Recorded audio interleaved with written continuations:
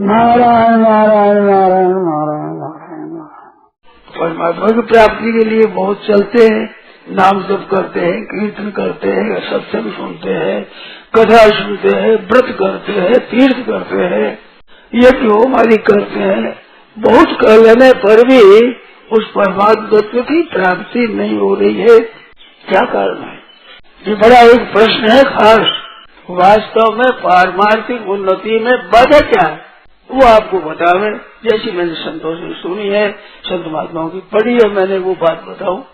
यही संस्पर्श जब होगा, विषयों का जो सुख है वो सुख महान बाधक है। सुख की इच्छा, सुख की आशा, सुख का भोग, ये खास परमात्मा प्राप्ति बाधक है। सुख की जो लोलुपता है कि सुख मिल जाए, सुख मिल जाए, धन मिल जाए, सुख हो जाएगा, अनुकूलता मिल जाए, सुख हो जाएगा, मान बढ़ाई, सुख हो जाएगा, पद मिल जाएगा, सुख हो जाएगा, ये जो सुख की आशा है वो महान दुखों का कारण है।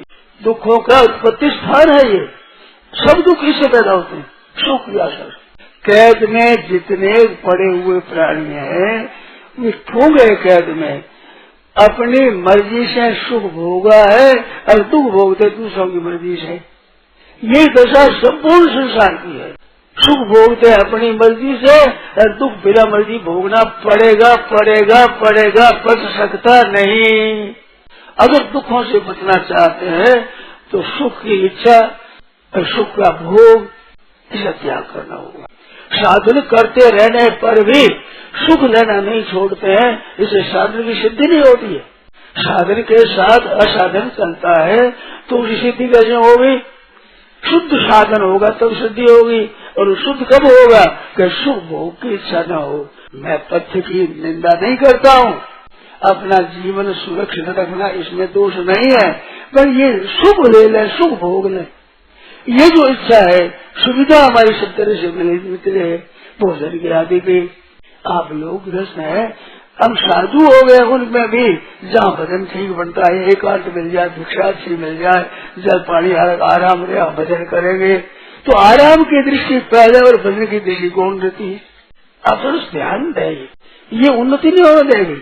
मेरे को दुर्लभता से मिली वो चीज कह रहा हूँ आपको। वर्षों तक ये शंका रही कि बात क्या है, कहाँ बाधा लग रही है। जब करते हैं, कीर्तन करते हैं, सत्संग करते हैं, पाठ करते हैं, जो हमारे साधन समझ में साधन करते हैं, करने पर भी वास्तविक लाभ नहीं हो रहा है। क्या कारण है? पीछे संतों के द्वारा पता लगा। अनुकूलता चाहते हैं, हर समय में अनुकूलता, साधन करे तो अनुकूलता, भोगे भोगे तो अनुकूलता, रुपया पैसे तो अनुकूलता, हर एक चीजों में अनुकूलता चाहते। जिसमें भी आप लोग विशेष ध्यान दें, पैसा कमाने में अनुकूलता का त्याग करते हो आप, पर भगवान के लिए अनुकूलता का त्याग नहीं करते हैं। ख्याल करना एक मार्ग की बात है। कहीं आपको जाना है, गवाह है, वहाँ देना पड़ेगा, तो गाड़ी में जगह नहीं है, रात भर चलना है, वहाँ खड़े खड़े रात बिता देते हो, तब भी सुख मानते हो कि आज तो आ गए, गाड़ी में आ सकते नहीं थे, रात भर खड़े खड़े पहुँच गए, बड़ा अच्छा हुआ। परमात्मा के लिए खड़े खड़े मिल गए, कभी भोगा है सब सर।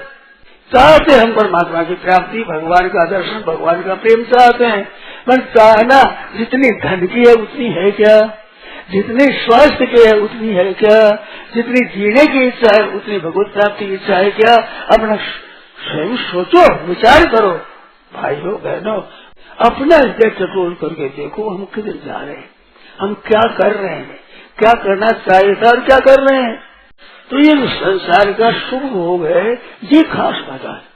ये जब सोचो, मन कहाँ रहता है? आप गीता ने लिखा है आपका जहाँ मन है वहाँ आपकी स्थिति है। हम साधु बन गए पर मन हमारे किसमें है? अगर भोगों में है, रुपयों में है, तो हमारी स्थिति वहीं है। तो अपने लोगों को ये इसमें विचार करना है गहरा कि कर क्या रहे हैं। नारायण नारायण नारायण नारायण नारायण।